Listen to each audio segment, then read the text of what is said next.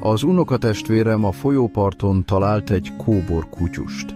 Gyönyörű teremtmény volt, hófehér bundával, de a tekintetében mély szomorúság tükröződött, egy titkokba burkolózott múltat sejtetve. Látszott rajta, hogy elveszett és fél, nem tudja, kiben bízhat.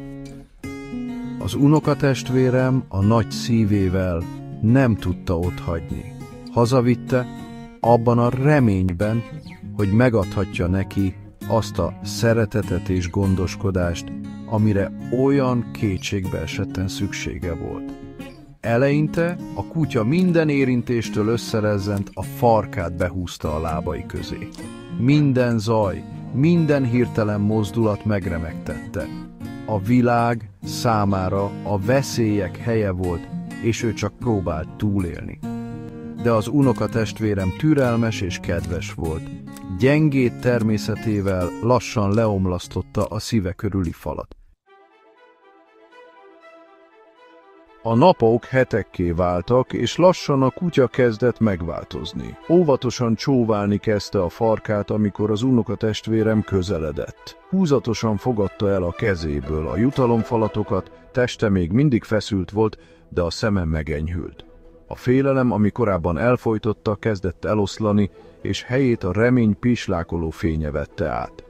Felfedezte a játékos simogatások és hasvakargatások örömét, a farka fehér foltként kavargott, ahogy élvezte a szeretetet.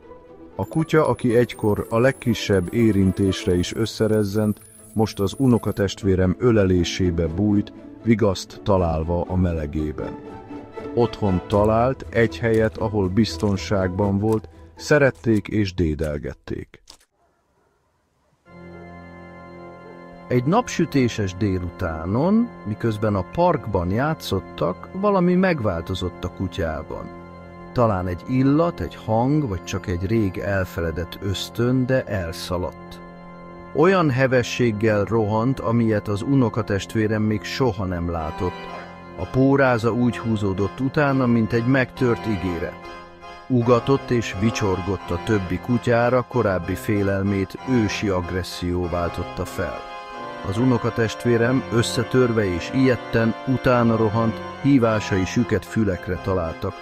Órákba telt, mire visszacsalogatta, az energiája végül elfogyott, a vad kitörését nyafogó szégyen váltotta fel. Megint a rémült kutya volt, a szeme tele megbánással és zavarodottsággal. Az unokatestvérem bár megkönnyebbült, hogy visszakapta, mélyen megbántódott.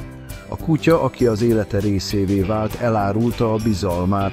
Láncra verte az udvaron, képtelen volt elviselni a gondolatot, hogy újra elszalad, de a megbocsátásra sem volt képes.